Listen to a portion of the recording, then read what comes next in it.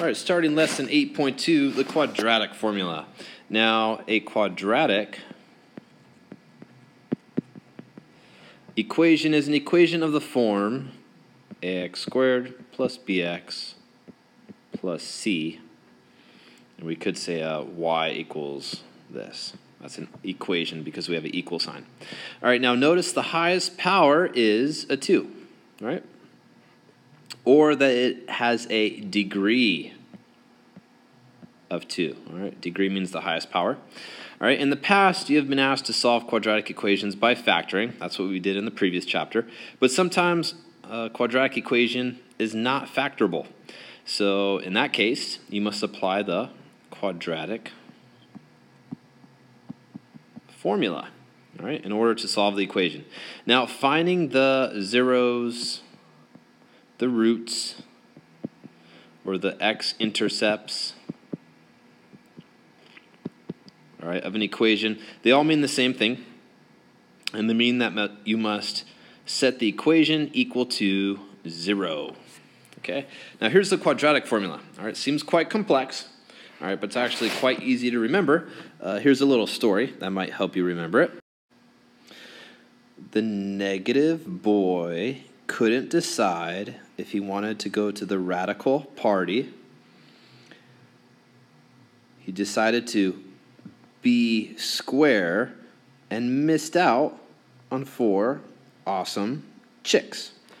The party was over at 2 a.m. All right, that little story there may help some of you memorize the quadratic formula. All right, so example 1, let's solve this. All right, now we have to identify the a value, which is 4, the b value, which is also 4, and the c value, which is negative 15. Now carefully plug these values into the quadratic formula. And I'm going to erase everything that I wrote earlier so you could see it clearly again. Okay, so we have negative b. B is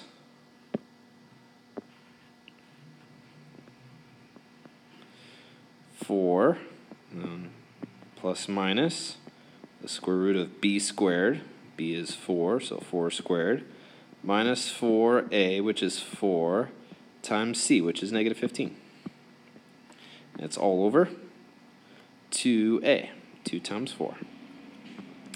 Okay, first thing we're going to do is simplify everything inside the radical. So we have 16, then we have negative 4 times 4 is negative 16, negative 16 times negative 15 is positive 200.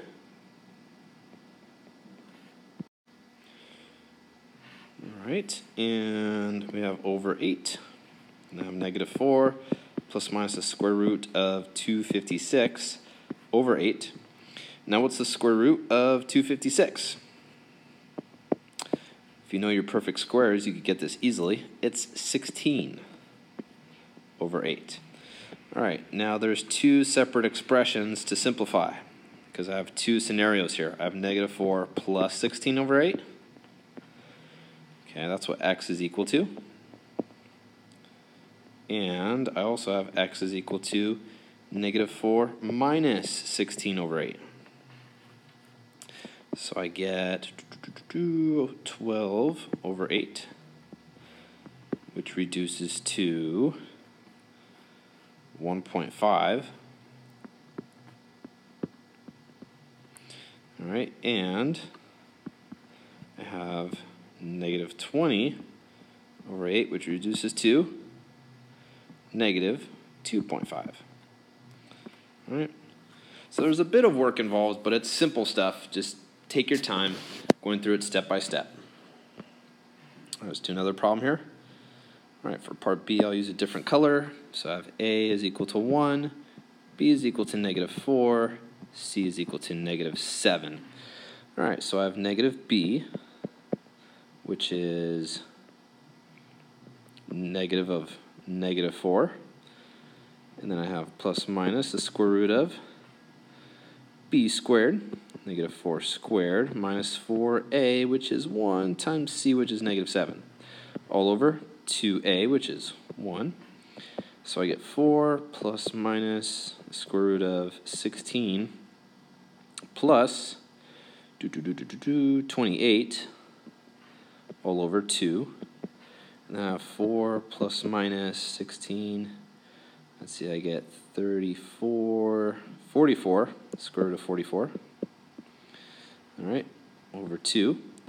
And square root of 44 breaks down into what? Let's do our prime factor tree. 2 times 22, 2 times 11. I have a pair of 2's, so I end up with 4 plus minus 2 square root of 11 over 2.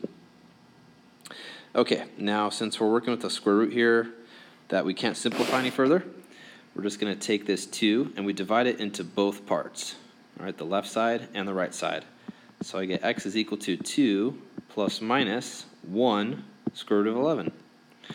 Or simplifying that further, I have 2 plus minus the square root of 11. All right, done with that. All right, and one last problem here. We have a is equal to 2. That's a. B is equal to 6. Oh, I got to move that over. So I have 2x squared plus 6x plus 5 is equal to 0. All right, because you always have to have 0 on one side of the equation before you apply the quadratic formula. And then c is equal to 5.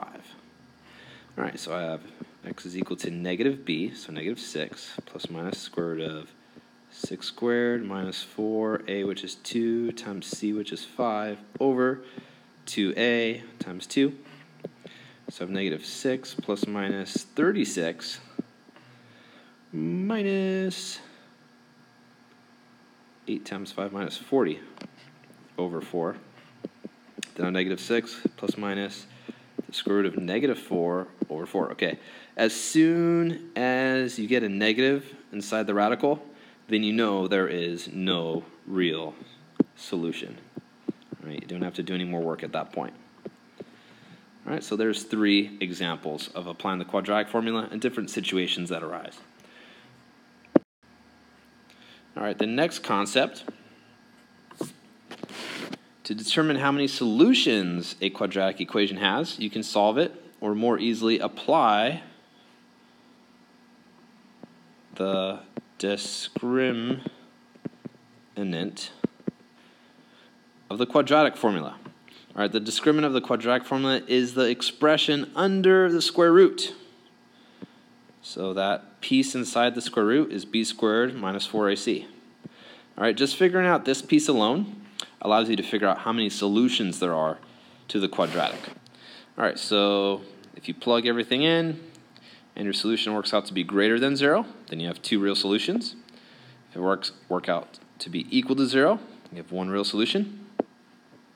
And if it's less than 0, meaning it's negative, there are no real solutions. All right, so for example 2, determine how many real solutions there are for the quadratic equation. We have a is equal to 1, b is equal to negative 8, and c is equal to 3. All right, so I'm not applying the whole quadratic formula now, just the discriminant. So I have b squared, I have negative 8 squared, and then I have minus 4a times c.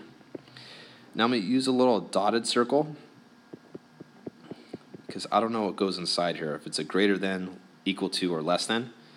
All right, I need to know what its relationship is to 0. So I have 64 minus 12 is something to 0. Then I have 64 minus 12, I have 52 is something to 0. 52 is greater than 0. All right, so if you end up with greater than, then you know there are 2 solutions. All right, going on to part B. A is equal to 1, B is equal to 12, C is equal to 36. All right, so I have B squared minus 4A times C. I need to figure out the relationship of that to 0. All right, now I have 144 minus 4 times 36, that's 144. All right, 144 minus 144 is 0. What is its relationship to 0? They're equal, so that means there is one solution. All right, and final example. First, I want to push one side to be equal to 0, so that's going to be plus 7, not negative 7. All right, so A is equal to 1, B is equal to negative 5, and C is equal to 7. All right, so I have B squared, which is negative 5 squared minus 4AC. And what is its relationship to 0? So I have 25 minus 28 is something to 0. 25 minus 28 is negative 3. What is negative 3's relationship to 0? It is less than.